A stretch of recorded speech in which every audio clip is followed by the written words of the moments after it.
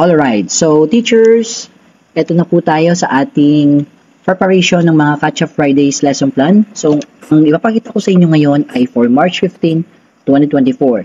So, madami sa atin nag-PPM. So, ngayon, gumawa tayo ng paraan so that we have here a lesson plan from Kinder, Grade 1, Grade 2, 3, 4, 5, 6, hanggang Grade 12.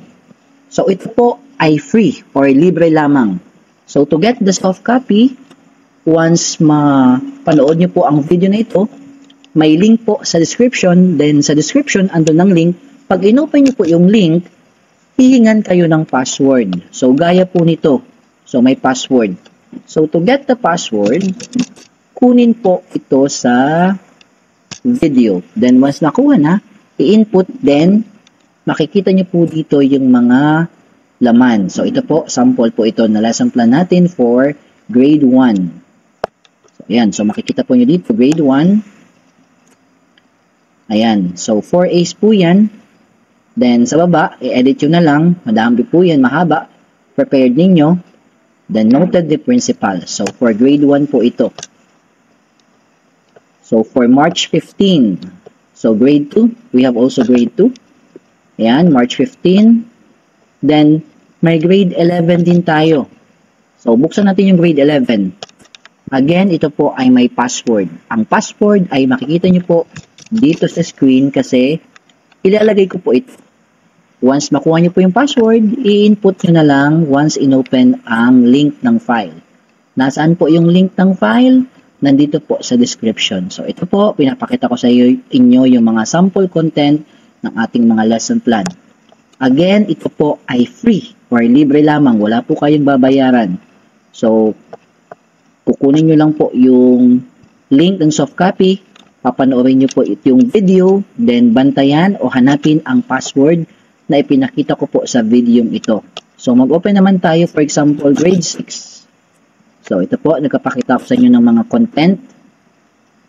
So, teachers, if you are here or nanonood kayo nito, pwede po kayong mag-comment or i-comment nyo naman po ang inyong division kung taga saan po kayo so that malaman natin kung hanggang saan nakakarating yung ating mga ginagawang effort for teachers or to help our colleagues in making this lesson plan for Catch-Up Fridays. So, yan po. So, meron po tayo dito mga subject for peace education, health education. So, yan po. You can always edit this. Again, teachers, kung may mga makita po kayong kailangang ayusin, pwede nyo pong iayos. So, ito naman po for grade 4. So, again, i-open po natin. So, gaya ng sabi ko kanina, ang bawat po file ay may password. So, ilalagay nyo lang po kung ano yung password. So, yan. So, sana po nakatulong tayo. Again, if you want the soft copy, check po the description. Andun po yung link. But then, don't forget na once inopen ang link, may password po siya at ang password ay nasa video ito mismo na naka-flash or pinakita ko kanina. So, bantayan po, kunin at yun ang ilagay. So, ayan po. So, teachers, if you want or if you realize or if you want to always be updated, always like or subscribe po sa ating YouTube channel para updated po kayo. So, yan lamang po ngayon. So, ingat po tayong lahat and